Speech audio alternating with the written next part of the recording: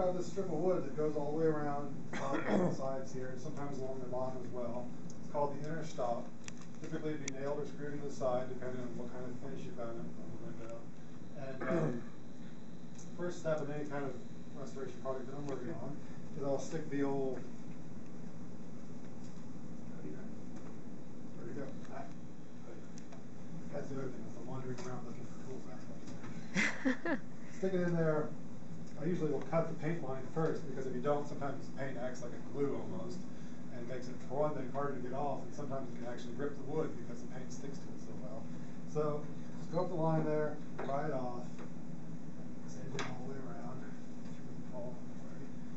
And that pretty much frees up the lower sash so that you can do whatever you want to with it.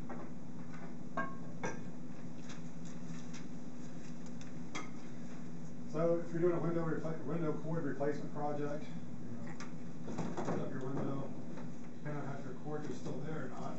A lot of times these will be nailed in. Of course, I didn't nail them because I don't want to be pulling them out while I'm doing this. But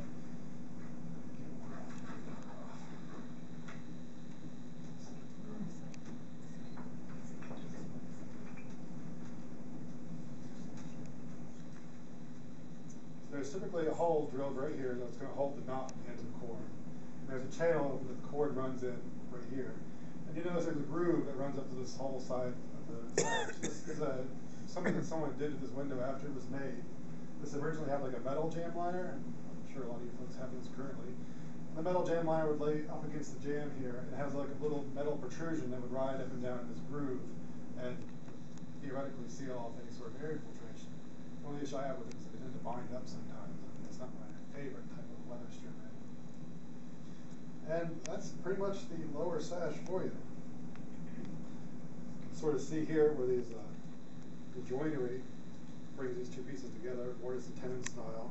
In older windows, you'll see like a dowel or two dowels that are stuck through this way to keep those two wooden members together. This is a somewhat more modern one, so it's got a metal pin. It's not as easy to see, but it's the same general idea in terms of how it is put together. This is all hands-on stuff, so everyone needs to come up and play with it for free. And if you look closely, you can see that there are these little doors that are in here. And this will be the interior side, this will be the exterior side. You can tell it's sort of up the slope here. So if you need to get to these pocket doors, most of the time you're going to have to pull out this parting beam, which is right here. And these are typically painted on and nailed in and everything else to make it really hard for you to get out. But if you've got your upper window mobile, which is also relatively rare, you can scoot it all the way down and then peel this out. It should be noted, it'll never be that fast. It'll take forever to get these things out. And it's not uncommon at all for these to crack and split.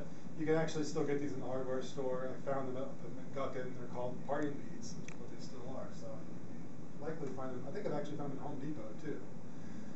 And sometimes they won't fit exactly right. They might be a little bit loose in the little channel here, which is about a ½ inch deep.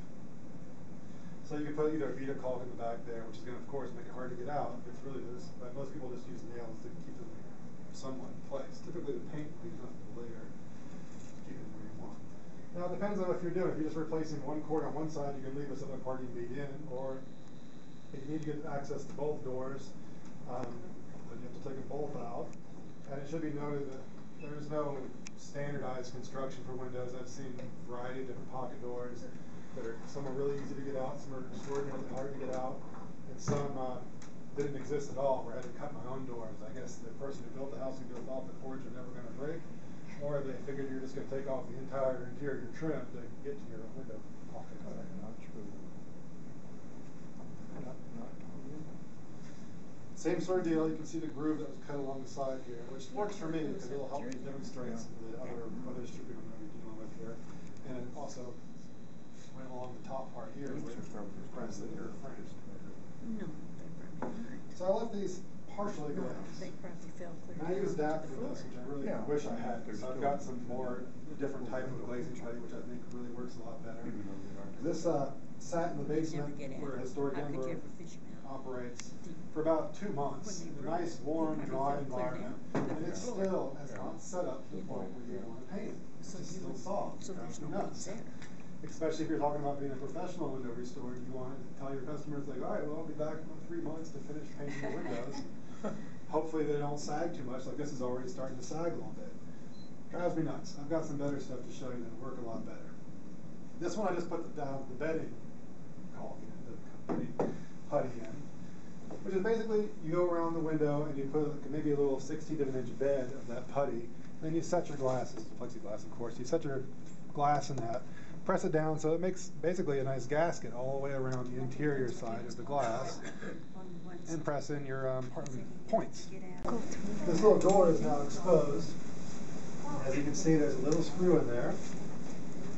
And it depends on who made them and how they were made, but in this case here, whenever these windows were constructed, they put 2 nails in from the outside here, and that basically gives it a little groove that the door can sit in, and then you screw it in at the bottom, and in theory that should work great, except after 100 years or 200 years of taking those doors in and out, those little nails can fall down, and sometimes you've got a bit of a process to figure out a replacement, but I've also seen, like I say, a whole variety of different sort of options.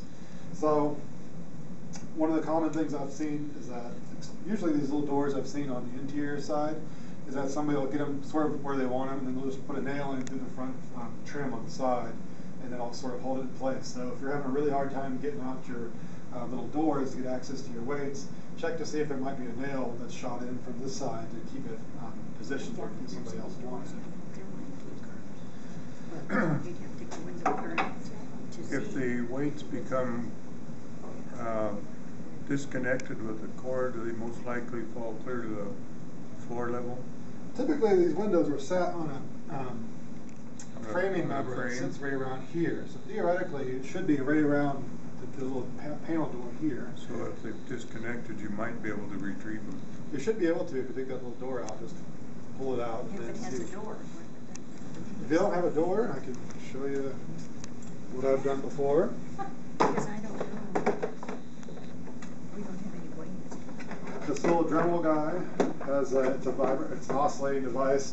It has like a nice little blade that I've used to basically plunge in at a 45-degree angle. And it's narrow enough to where you're not losing an awful lot of wood. So plunge it in at a 45-degree angle. And I typically go like one up like this and one down like that, so I'm not trying to fool around with inserting a nail from the side that I can't get to. And then you're able to cut out a small enough area where you can pull it out and then put it back in. And I've used caulk basically to seal any sort of excess. Just manufacture a door.